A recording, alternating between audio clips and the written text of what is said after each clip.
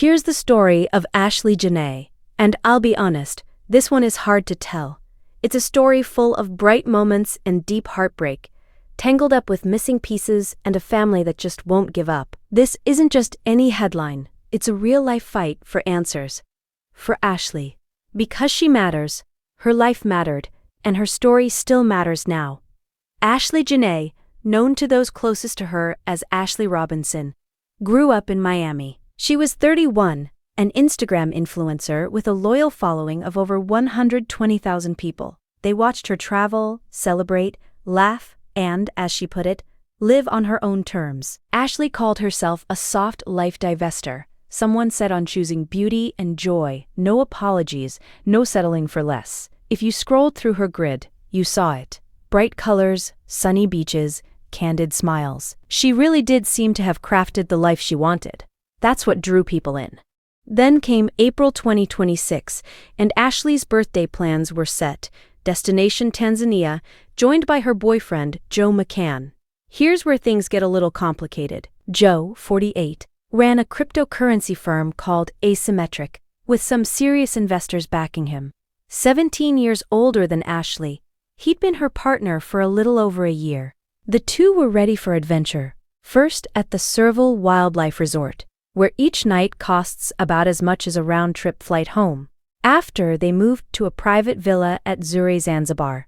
Everything looked perfect, at least online. April 3rd, Ashlee posted a video that felt like something out of a movie. Joe dropped to one knee right as a lion wandered by. Honestly, that detail alone made people double-take. Ashlee said yes. Her followers cheered her on, love and heart emojis pouring in. Her fairy tale was playing out in real time, every moment shared with an audience rooting for her. 2 days later, on April 5th, her actual birthday, she fed a giraffe while rose petals spelled her name. She captioned it, "Chapter 31, and I'm exactly where I need to be." It was beautiful, optimistic, and so final it hurts in hindsight. Nobody knew that was her last post. Nobody imagined they were saying goodbye. April 9th changed everything. The official account from Zanzibar's police chief says Ashlee and Joe fought, seriously enough for hotel staff to get between them and place them in separate rooms. A staff member checked on Ashlee afterward. She was calm, even asked for a phone charger, told them to come back in a quarter of an hour. When they did, they found the room dark, the door locked. Using a spare key, they entered and realized instantly something was wrong. Ashlee was unresponsive. Rushed to the hospital, she was still breathing, but by the following day, Ashlee was gone. 31, newly engaged, just days into a new chapter that never got to unfold.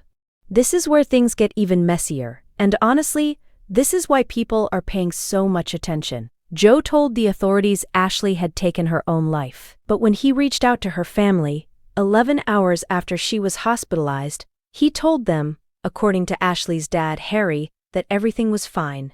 It wasn't. After that call, the family says he hasn't spoken to them again. They only learned she died because the hotel called directly. In a family statement, Ashlee's mom, Yolanda, was unequivocal.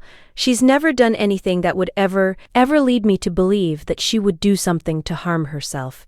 They called Ashlee's death suspicious. Suspicious in its suddenness, the lack of answers, and the chilling reality of being so far from home and powerless. Their grief is raw. The family called it our worst nightmare. Nothing about it made sense to them. Then, medical records leaked from a Tanzanian health facility brought even more questions. The papers listed her immediate cause of death as cerebral hypoxia due to strangulation and suffocation. In plain terms, she was deprived of oxygen. That's not something that just happens. The investigation into how that happened is crawling forward. An autopsy was done, but the family, as of the most recent reports, still doesn't have the full results. They're told only that it's ongoing. Even worse, Tanzanian officials haven't released Ashlee's body. It's a cruel, relentless limbo. But Ashlee's father, Harry Robinson, isn't just sitting around. He traveled all the way to Washington, D.C. to press the U.S. government for help reaching Tanzanian authorities. That's love and determination in its purest form. And he did get some action. U.S. officials made contact, confirmed the autopsy was done. Real answers? they're still out there somewhere. Meanwhile, Joe McCann, silent, no statements, no condolences, total quiet. It's hard not to notice, especially since at the same time he was posting on social media about AI and business wins, not a single word about Ashlee. Tanzanian police seized his passport and questioned him as a witness. He hasn't been arrested and isn't officially a suspect, but he isn't going anywhere either. Now, about the public. You know the internet rarely unites for much, but this case pulled people together in force. Ashlee's Instagram overflowed with heartbreak, outrage, pleas for justice. Across TikTok, Reddit, X, Threads, the message echoed, "Get answers. Don't accept the quick and easy version." And then Cardi B weighed in. 4 words that rippled across social media. That girl did not off herself. Suddenly, the world was watching. People started talking about violence against women, the real dangers Black women face when traveling or dating, and how easy it is for powerful men or even authorities to shape a narrative before the full truth comes out. New conversations exploded, too, about the glaring age gap, the power dynamic between Ashlee and Joe, and how relationships for Black women can be more vulnerable, even dangerous, in ways society still doesn't want to face head-on. In the middle of all this, Ashlee's family faced an urgent, gut-wrenching problem. They couldn't even bring her body home. Her father started a GoFundMe hoping to cover the $50,000 cost. More than 1,000 people donated, and the goal was not just met, but passed. Over $57,000 raised by strangers, followers, people who had never met Ashlee but felt the unfairness of her loss. One comment on the fundraiser just hit different. "My heart is broken hearing what happened. I was just congratulating you a few days ago. This doesn't feel real. May you rest in peace, Ashlee. May God bring justice and peace to you and your family. Such a bright and beautiful light, inside and out. That kind of love is real." There's still no word of a funeral. Ashlee's family can't lay her to rest until she comes home. They're stuck in a holding pattern, managing their grief from thousands of miles away, fighting for updates as the investigation continues at a snail's pace. Navigating an ongoing investigation and the challenges of being thousands of miles away while trying to bring Ashlee home with dignity and seek answers is how they put it in their fundraiser.